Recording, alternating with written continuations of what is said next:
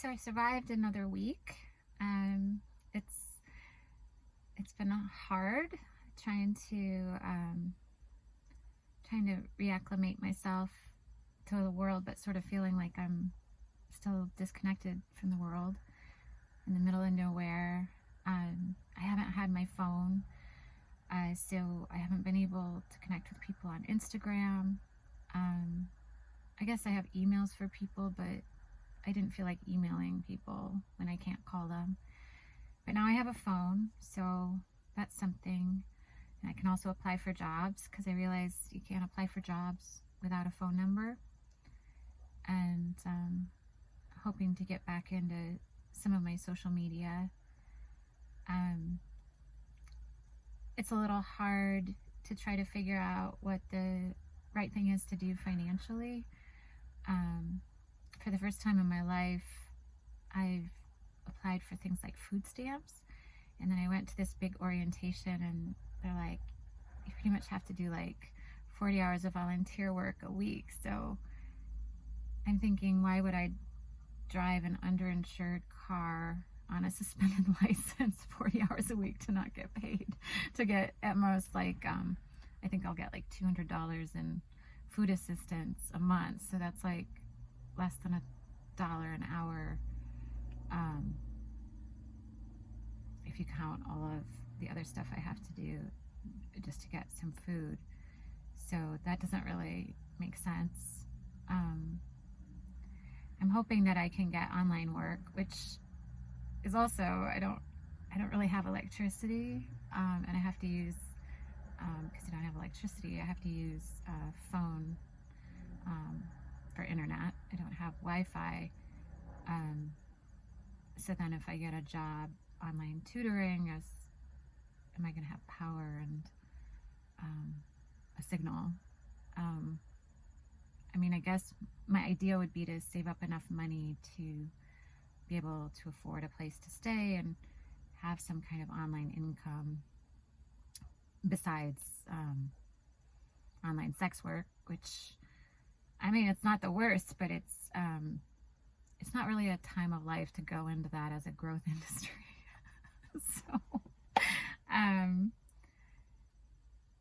So it's just day by day figuring out what I can do to,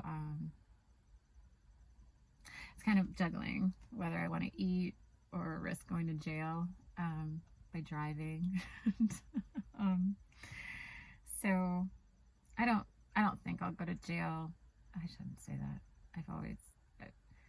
I hope that I would get a ticket before I would go to jail for not being able to pay $2,000 to unsuspend my license, but I don't know what's going to happen.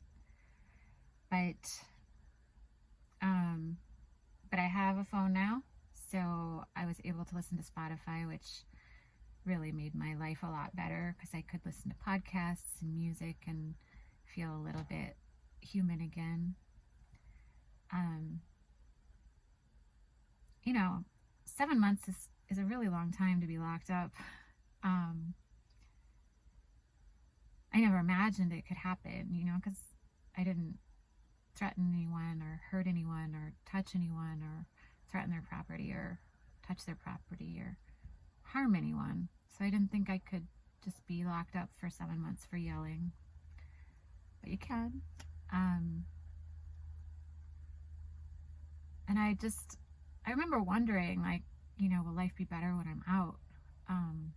Because I wasn't exactly happy before I was locked up. I lost my kids, lost all my friends. I think I lost my friends. Nobody says anything. I tried to write to people from my old church. And one of the things about, kind of the domino effect of when a divorce judge starts to say you're a bad girl is, I used to be embarrassed to talk about other things that would happen because I'm like, well, it seems like I'm always complaining about people exploiting me. But I realized that when you lose your social status, when you lose your kids, lose your license, you're a bad girl. And then there's like always people waiting around to exploit you. So I was at a church, a very progressive church, for 6 years. Volunteered with them. I had friends there, and I just, I thought they would support me through hard times, because that's what church communities are supposed to do.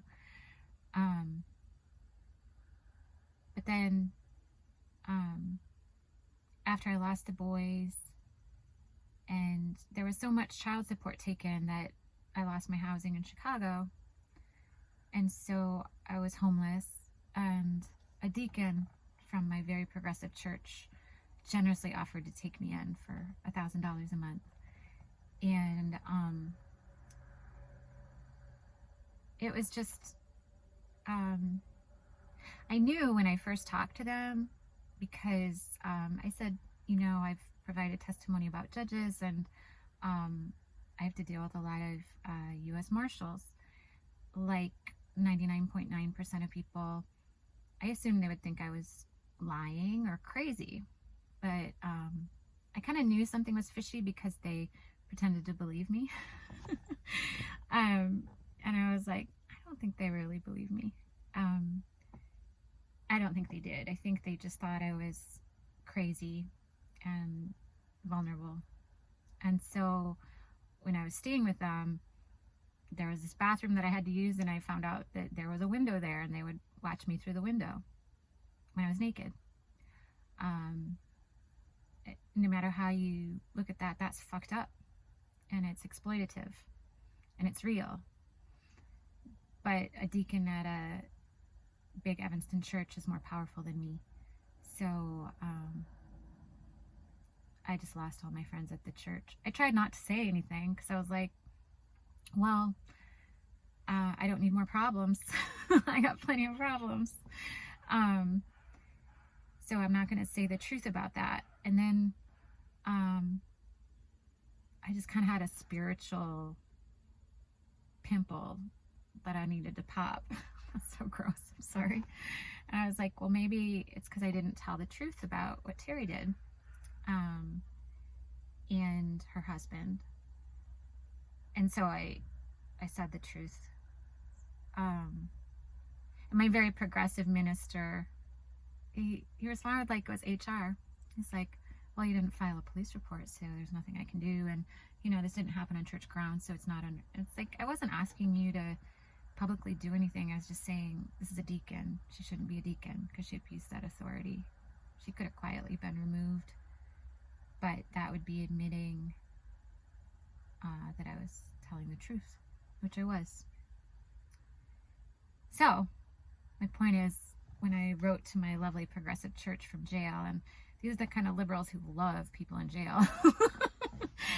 Nobody wrote me back. So I'm just trying to confront that, the feeling of being alone. And it was easier in jail because I could kind of pretend I was in an ashram. I'd wake up early and meditate, read spiritual books, try to do good works, and do yoga. Not having fresh air made it worse than most ashrams, I think, and the food was much worse. I lost 20 pounds because they wouldn't feed me enough, because I have celiac disease, and so they would substitute 400 calorie things with applesauce, because that's gluten-free. So that I was down to 119 pounds when I went to the hospital. But it was easier kind of to pretend I was in ashram when I was in the hospital, because then it's like I was purely living a spiritual life. But now I'm out in the real world, and I feel like I'm supposed to have human relationships. And my family has never, other than my children, my family has never been a fruitful area for loving relationships, unfortunately.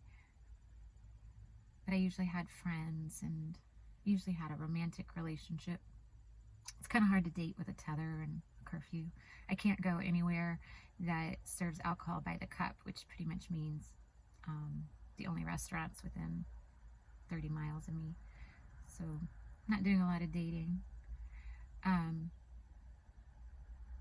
So anyway, being isolated, trying to figure out, because I'm not in an ashram, how to navigate this.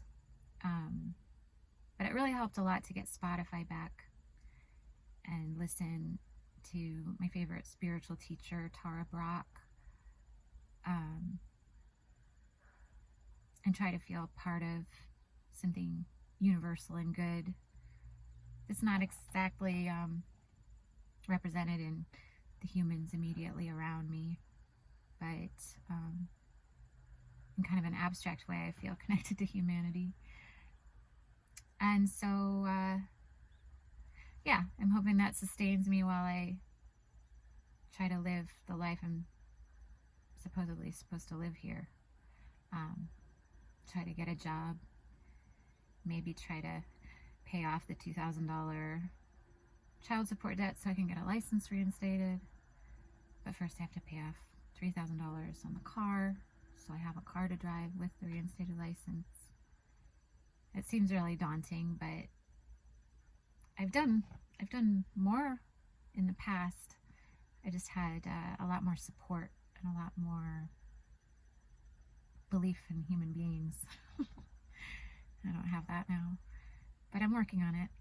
I want to believe in people. So that's my update. I'm alive.